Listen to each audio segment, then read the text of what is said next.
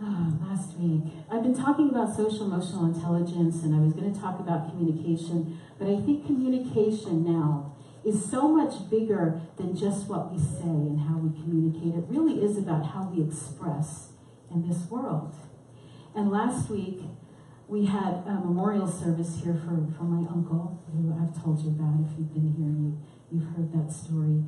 And I used his life as an example, really, of a life well lived, and why it is that we're all here. You know, here we just jump in the deep end of the pool here. Okay, just so you know, if you can't swim, you're going to learn right away, because we go deep, and you're ready. You're ready. If you're here, you're ready for these conversations. But a life well lived, what does that come down to? And it came out of a conversation about motivation and what motivates us as human beings. What is it? Not motivation 2.0, carrot and stick, that we're trying to just go for the reward, or we're trying to get away from the punishment. But what is even beneath that? What is it that really moves us, and what are we here to express and to be? And so the first motivation, I believe, this came from a book by a gentleman named Daniel Pink, and I wholeheartedly agree with his assessment. Number one, that we all have this need to feel like we are our own selves, autonomy. I'm the boss of me. I'm not the boss of you. Nobody else is the boss of me. I get to chart my course, right? To thine own self be true. To thine own self be true. There's probably nothing more important than this. If you are going to express all that you came here to be, you need to know who you are. And you need to stand in that truth and not be afraid of that. Doesn't matter what anybody else told you was true about your life, or what you were supposed to be, or what you're supposed to do in your particular role. It's for you to decide. So to thine own self be true. Autonomy is the first thing. The second thing is, he says, is that we all have this need to master something. We all come into this world with talents and gifts and interests that are unique to us. And we all want to be good at those things. This is why people like my husband will spend a lot of money to play tennis, to play golf, just so he can get better at it. It's not because he's making any money at it. It's just because it's fun, because he enjoys it, because it's part of his self-expression. We all have things like that. I hope we all do. Right? Whether it's painting or writing or whatever it is, cooking maybe for some people, maybe it's just spending time with the babies, whatever that thing is for you, to master that. We all have this desire to express the things that we love and the things that bring us joy. That's mastery. The last thing he talked about was purpose. And this idea of using those gifts that we came into this world with, and those interests and talents, for something bigger than us, for some greater purpose, whether it's for other people, whether it's for a cause, whether it's simply to feel like I have left this place better than I found it. How many people want to feel that about their lives? How many people would feel like their life is a success if in that last day, when you took your last breath, you could look back over the whole of your life and say, you know what, I left things better than I found them. Yes. Right? I think that's what we're all here for. Again, the deep end of the pool. Right? Know why you are here. Know your gifts and use them in the service of a greater good. Ernest Holmes said this, and this comes from this book called This Thing Called You, which I think should be the entry level of Science of Mind, not the Science of Mind textbook, because that's a little heavy. This Thing Called You is the book you want to start with. And here's what Ernest said, and I'm going to read the whole quote to you. I don't have the whole thing up here. Evolution is proof of an irresistible urge which pushes everything onward and upward. Man did not create life. He is something that lives in, from, and by it. Let's see what I have here. We cannot escape life or the necessity of giving it expression through living. So what is Ernest Holmes saying here? And by the way, for those of you who haven't been here before or not real familiar with what we teach here, Ernest Holmes was the founder of this philosophy and this teaching. So evolution is proof of that urge, right? That we all have, just like the seed has all of this potential within it. The acorn has the potential of not just one oak tree, but how many oak trees in potential? An infinite number. If you think that every acorn that falls off of that tree has the potential of another tree, and all of those acorns, and it's infinite. So we, just like that acorn, have all of this potential, all of these gifts, all of this possibility within us that has this urge that is wanting to come out. And we didn't create it, right? We didn't create that. Life created us.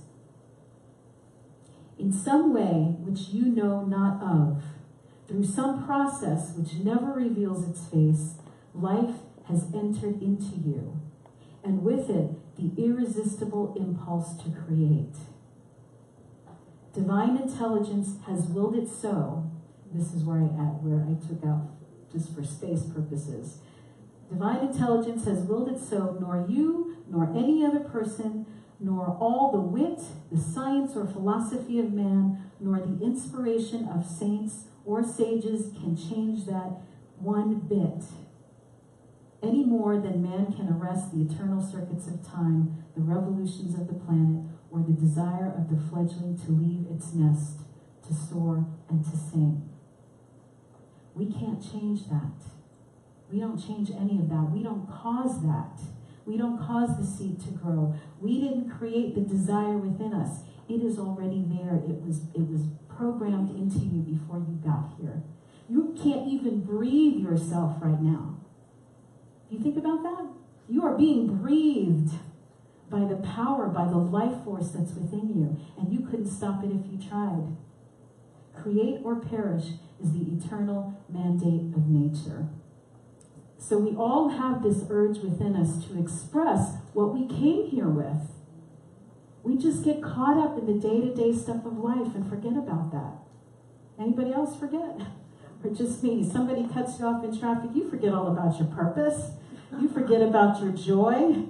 Somebody takes you off at work, or you're out of your coffee creamer. Life does its things to you in the morning. Did that happen to you today, Mama?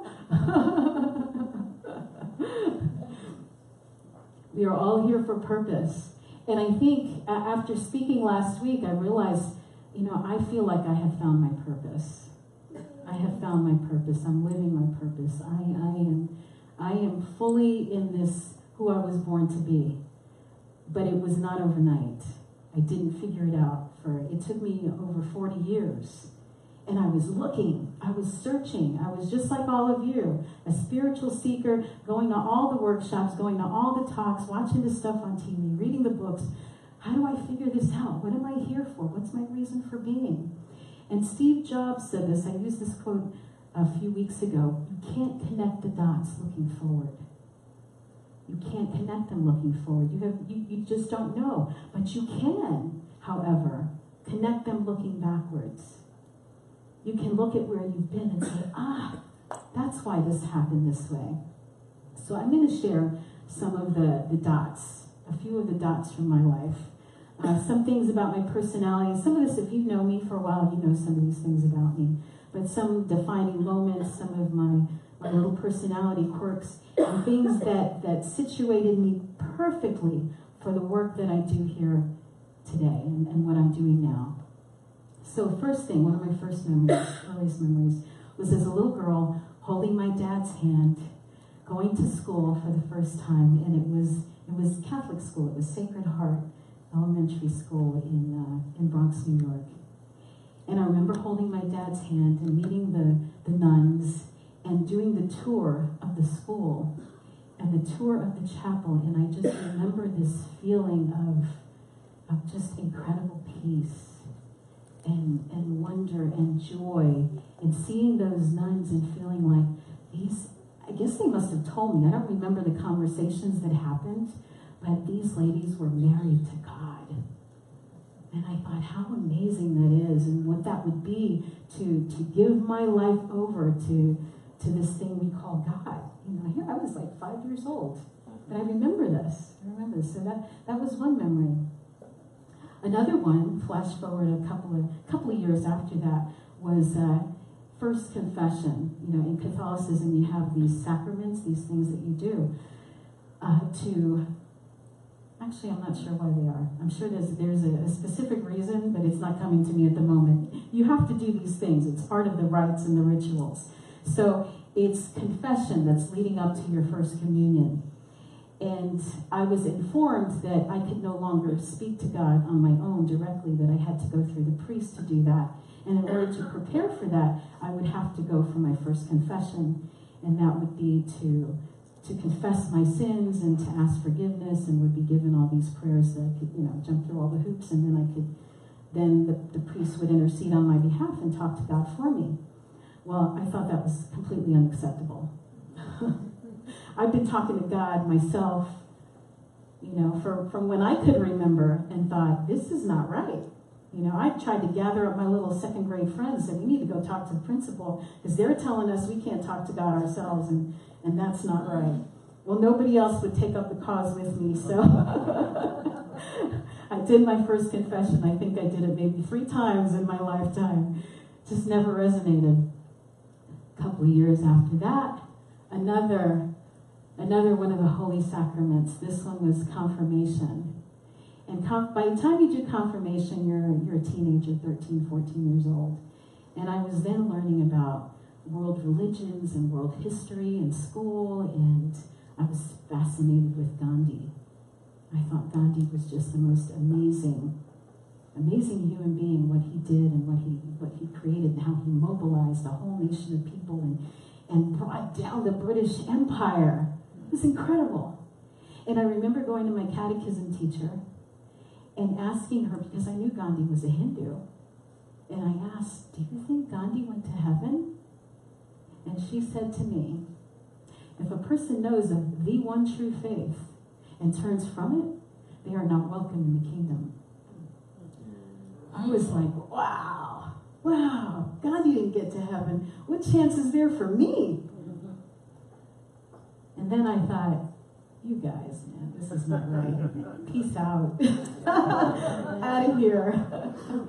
So that was high school. I went on in college to major in psychology and biology with the intention of becoming a physician.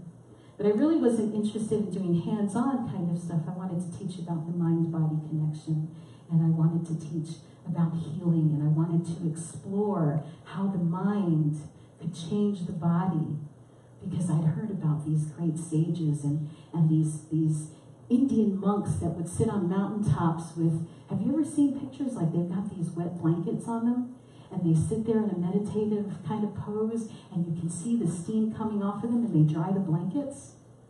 It's crazy, crazy stuff. And I wanted to study that. I was fascinated with that. A little too much partying in college. I came home to Florida. Florida wasn't home originally. New York was home. My parents had moved down here. I was never going to live in Florida. It's too hot. It's never a good hair day. There's too many bugs. Go on and on and on. Well, you know, never say never. Never say never, because here I am. I didn't go on to medical school. What I did instead was go into social work. And I had a whole slew of jobs. I started out, my first big girl job was at Fort King Middle School as a teacher assistant, with the thought, well, maybe I'll go into teaching. That didn't work. I then went to the state attorney's office, and I became a victim advocate. I worked with people who were crime victims, people who were family of homicide survivors, people who'd been sexually abused, people who'd been domestic violence victims. I mean, it just went the whole gamut. I went from there, if that wasn't enough, I went to DCF and became a protective investigator, working with children who were abused and working with families.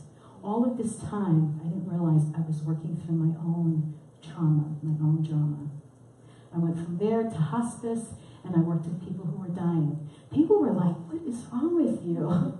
You do abuse, neglect, death, dying. Like, if it's dark and depressing and sad, put Cindy in it. And I couldn't understand why I couldn't just be happy in a job. When I worked for the state, it was like, well, you're going to have retirement benefits, and you could be here for years and work your way up the ranks, and it just wasn't me. I felt like there was something wrong with me because I kept jumping from job to job to job, just looking for that thing that would fulfill me, looking for my purpose. And so with every experience, I learned a little something, and I took that with me, but I couldn't connect the dots. Couldn't connect the dots. So I worked for hospice for about 4 years, but the week I started at hospice, I found out I was pregnant with my first child. And that kind of shook my world, especially as I was working with people who were at the end of their lives, and I was carrying this new life. And it was such an amazing training ground for me. When you talk about the things that are really important in life, you figure that out when you're at the end of it. And I thought, I can learn from these people without having to go through it myself in that moment. And I learned a lot. I learned an awful lot. But one of the things that I learned was that I want to be home with my kids. And time is short, and the time that you're raising them is short. So I started looking for business that I could do from home. And that was when I hit on the idea of starting the parenting magazine. That was a way for me to be creative, for me to be able to write, because I had that. I felt like that was a gift. I could work from home and be with my kids and get to see them as we raise them. And again, wonderful, wonderful experiences. I learned how to run a business. Nobody in my circle, nobody in my life, nobody had their own business. I learned accounting, I learned marketing, I learned production. I learned so many things having that business. That was about the same time that I found this place. Not knowing that my life was ready to take a nosedive. And I have shared this with you on other occasions, but there was a point, I think it was 2003, 2004, I've shared this before, when all those hurricanes blew through Florida. Do you remember? 3 hurricanes that came in a row. And the last one was probably the most devastating one for me personally. My marriage was on the rocks. I was about to lose the house. I was 100 pounds overweight. It was just everything in every area of my life that could go wrong was going wrong in that moment. And coincidentally, or not so coincidentally, as Spirit would have it, I found this place. And I got to use the principles and the ideas that I was learning in the laboratory of my life. And lo and behold, the stuff was working. Things started to turn around. And all those things that seemed like they were falling apart. Grady and I are going to celebrate 30 years together in next month, right? Labor Day. Yeah. We kept the house. I got to sell the business. I kept it until I was ready to release it, and then I sold it to someone else. It's still around. I lost weight. So many things, one thing after another after another. I have to share this stuff with everybody. People need to know about this. We used to pride ourselves, and we're the best kept secret in Ocala. We're the best kept secret in the world, this movement. We're not, for those of you who are new, we're not the only ones. Did you know that? There are more centers for spiritual living. There are other New Thought communities. There's Unity, there's Divine Science, there's Centers for Spiritual Living. Our tribe is much bigger than this. So I got on this path and thought, wow, minister. Maybe I'm going to be a minister. Suddenly the dots started to, as I looked back and thought, wow, what great training I had for someone to be a minister. Right, I've done the death and dying thing. I've done abuse and neglect. I did some other things too, but I'll share those. So you know what I'm talking about. I hit the whole gamut of human expression in the different jobs that I did. And so another point, it was another dot that connected. No, I'm going to go back to that one. So anyway, I decided yes. I said yes to ministry. I said yes to my call, and I stepped in here, not so coincidentally, 3 years ago. 3 years ago. Just had my anniversary last week while I was in Seattle of 3 years in the pulpit. And this year I'm finally eligible to be ordained. And I'll get to do that. I'll get to do that in October. I'm very excited about that. So the workshop that I went to is another piece of, it's another one of the puzzles, another little dot that connects. I was in Seattle last week for what's called the Ministers Ongoing Education Conference. There were 24 ministers from around the country who participated in this work. It was facilitated by 4 ministers who are like royalty in Centers for Spiritual Living movement. It was Kathy Ann Lewis, who's got a huge church in Seattle, Edward Billon, who is in Santa Rosa, David Bruner, who is, I think, in San Jose, and Lisa Garcia, who I believe is in Reno. Anyway, these folks have done ministry, and they've done it well, they've done it right, they've got huge communities they built from nothing, and it was an incredible experience to learn from them. And the workshop was not about gaining new tools or things or programs or anything like that. It was really about expanding consciousness, expanding awareness, right, of what we think is possible as ministers. And I share this with you because I want you to look at your lives and look at maybe the places where you have boxed yourself in, where you're not seeing all the possibilities that may be available to you. So I've been at this game now for 3 years, and I've seen ministers before that. And I learned a little something. The first thing they had us do, one of the first exercises, was cleaning out your closet. What do they mean by cleaning out your closet?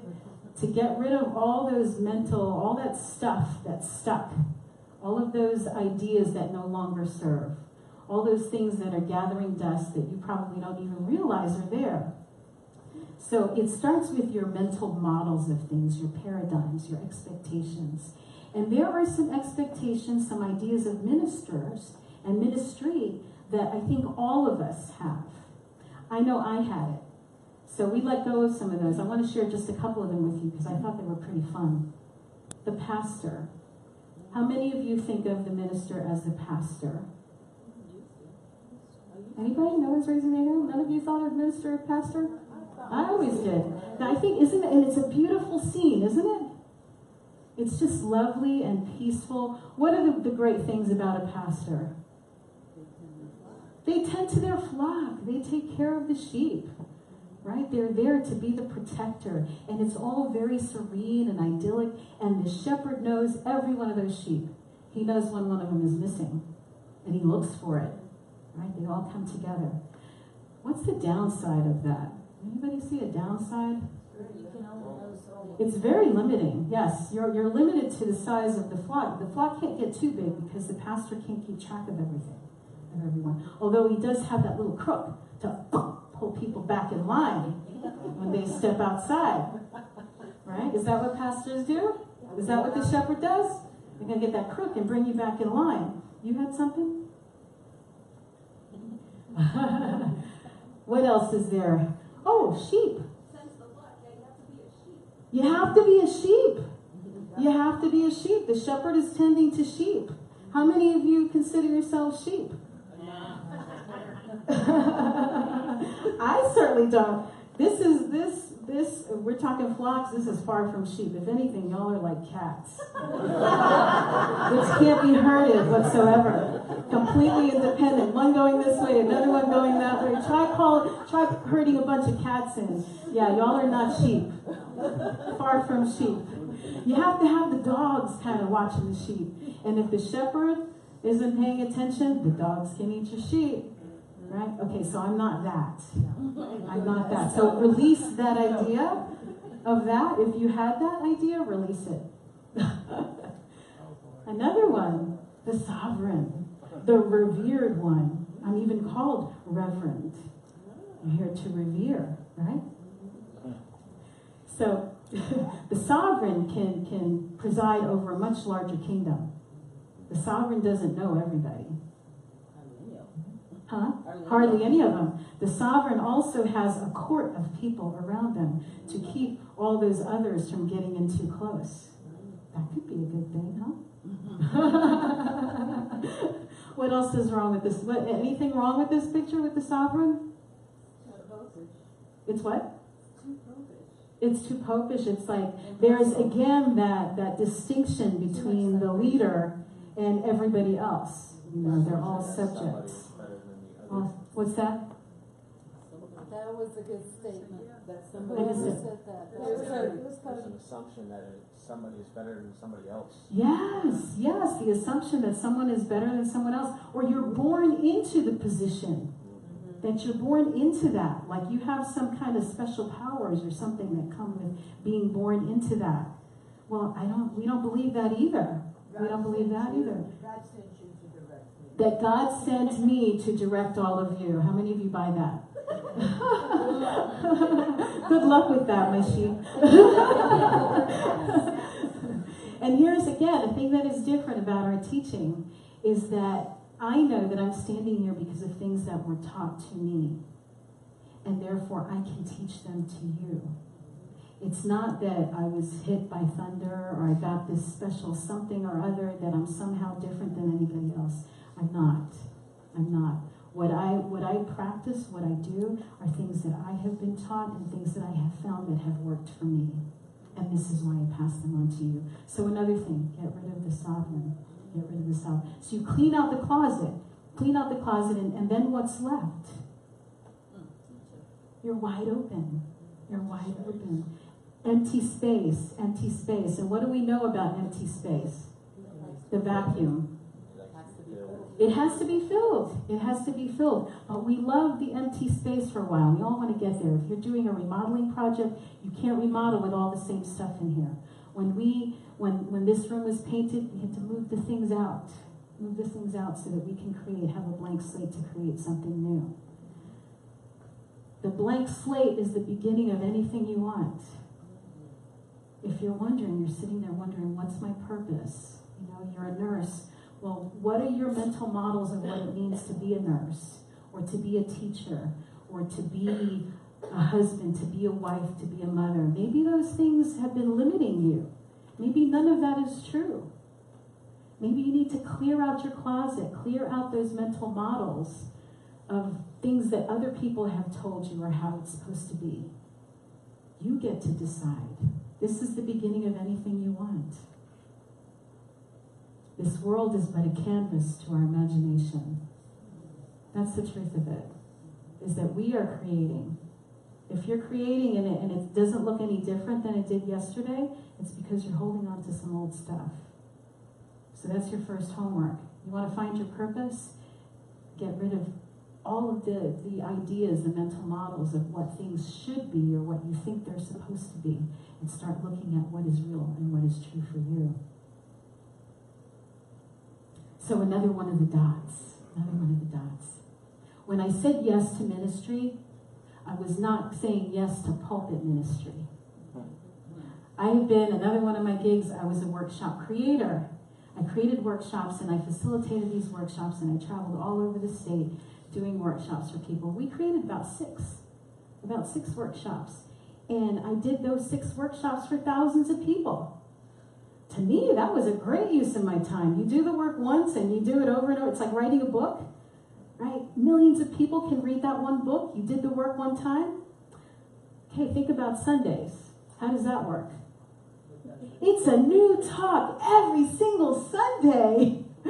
Every Sunday it's new. And whether I'm speaking for 50 people, or if it's 500 people, or 5,000, it's the same amount of work that I'm doing. It really didn't feel like a good use of my time. I'll be honest with you, right? After doing how I had done it before, that was my paradigm. So I went to, it was a conference in Orlando. It was our CSL conference. And I had an assignment. I was still in ministerial school. The assignment was to interview a few ministers and ask them what they think ministry is about. And the answer that I got from those ladies, there were I interviewed 2 ministers who were doing ministry really, really well. Had great big churches, were very successful, writing books, taking trips. I wanted to learn from them. The other one was someone who had what we call a focus ministry, which is more of what I was thinking of doing. I'll create a few workshops, I'll travel around the country, I'll have my little focus ministry, I'll be happy. Well, the two ladies told me the same thing, the two women who had the big ministries. And I said, what is the job of a minister? And they said, it's threefold. Number one, you do a transformative Sunday morning service. I thought, well, that's fun. That's what I'm doing already. I like presenting. I like teaching. That's great. I can do that. The next thing they said is that you are the vision caster. Meaning you speak the vision for people so that they can see it and it becomes theirs. You're no longer forcing anything. You're not ruling by edict like the sovereign. You're creating possibility. Helping people to see their greater possibilities. I thought, that's cool, I can do that. Now I'm waiting for all the pastoral stuff. I'm waiting for, you got to sit in the back of your office and people come in crying and they've got all their problems and they're this and they're that. And it's like, but I did that already. I don't want to do that again. But that's not what they said. That's not what they said. The next thing they said was that your job is to nurture and to help build leaders. And that was the hook. That was the thing that got me.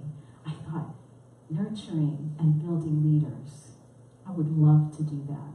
I would love to do that.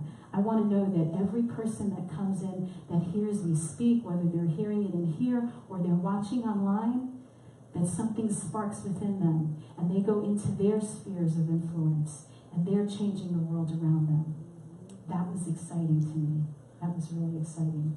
So what I found out while I was at this workshop, 3 years, just about to the day, that information was taught to me at a moment that I needed it, that is the moment I said yes to doing this job. When those ladies said that, that's the moment I said yes. At this workshop that I went to, I found out that's where they went so that they could have that information that they passed along to me. Because these folks were teaching exactly the same thing. They've been doing this work for 18 years. So little did they know that a seed they planted in the heart and minds of these other two ladies would circle back around, that would touch me in a way that made me say yes to standing in this pulpit. I'm not sure it would have happened otherwise. I'm not sure. But back to the vision, So we clear out all the mental models, all the false stuff, all the stuff that I don't want to do, that I'm not interested in. Guess what? I don't have to do it. I don't have to do those things. And I sat down and I created a list of all the things that I wanted to release from my closet. All the ideas of I'm not good enough, all the ideas of it's going to be hard, all the ideas of there's no time, and just release all of that and let's create from brand new. And so what I see, my vision for this place, for all of you, for who we are as Center for Spiritual Living Ocala. This is a place where people can come and find their gifts. People, if you think, I don't have any gifts, I don't have any talent, that because of their association here, they're now able to find that. They're able to identify that. And they now have the freedom and the self-expression to be able to use those gifts. Now imagine a world where people all knew and recognized and used their gifts. How different would that be? Right? Their unique gifts, not anybody else's. I see this place, I envision this place as a place where people come to plug in, they get recharged, they get excited, they get enthusiastic, they learn, and they go out in the world and they do their thing, and they shine their light, and they teach people about possibility. They remind people that their lives are worth so much more. And then they come back here and they get amongst their friends and the people who they know think like them, and they recharge again. And they recharge and they go out. And then they come back and they teach and they learn and they recharge and they go back out. And they come back and they teach and they learn and they recharge and they go back out. And that's what we do. And that we are that light, that beacon on the hill. We are the possibility. We are the possibilitarians. There's enough negativity. There's enough darkness out there. We don't need to feed into that. We are here. We are being called to this time and this place. It is no accident that you're in this room. It's no accident that you're hearing this message. It's no accident that you are alive in this time and this moment. Because regardless of the side that you are on, the political spectrum, where you are, I think you can look around and see that things are being torn down. We're cleaning out the closet. That's what we're doing. We're cleaning out the closet. Nationally, internationally, socially, in a lot of ways, we are cleaning out the closet. And when you clean out the closet, it's messy, it's dirty, it's not fun. But you have to look at that stuff to release it. And so once that's released, there's going to be a space. There's going to be a vacuum. What are we going to fill it with? And if you think it's someone else's job to figure that out, sorry. Sorry. Because if you're seeing things out there in the world, you're seeing things and you're thinking to yourself, somebody ought to do something about that. Wow, maybe people should be kinder. People should have a little more compassion. Guess what? That's what you're being called to do. That is what is yours to do. It's nobody else's. It's yours to do. And that's why it's on your heart to do it. But it can be fun. It can be fun. I have to tell you, my life now, while it is not perfect by any stretch, I live a life that I love. I love my life. I have people in my life that love me. I know without a doubt that I am loved. I have people that I love greatly. Many of you in this room. Physically, I'm in the best shape I think that I've ever been. Physically, emotionally, mentally, like I'm finally comfortable in my own skin. It took me to be 54 years old to get to this point in my life where I can stand here and be okay with all of these eyes on me and not be in that place of self-doubt and is anybody going to show up and why do I really have anything to share? I'm in so many ways in the best time of my life. The best time of my life. And again, it's not perfect, but I love it. And I get to do work that I enjoy. I get to use my gifts and my talents that I didn't even know really that I had. It was somebody actually in this congregation. It was a gentleman, and he was mentally challenged. He was mentally challenged. And I just was in that place of like, so what's my gift? What am I here to do? And this man looked at me and he said, don't you know? You're a communicator. It's like, I am? But I am. I am a communicator. That's what I do. I used to do it in writing. Now I do it verbally. I do it through messages, through video. That's what I do. I can own that. I can take ideas that are complicated and difficult and hone them down to the important thing and share it in a way that people get it. I can do that. I'm living my gift. I'm living my joy. I'm living my passion. And that is my hope. That is my intention. That is my wish for each and every one of you. Not that your life is perfect. Not that your life is without drama or without pain, because that's not real. That's not real. People still get sick. People still die. We have sadness. We have things that happen. But love your life as it is. Love your life, all the ways that it is and all the ways that it isn't. That is my wish for each of you. That is my vision for each one of you. That you live your life to its greatest potential.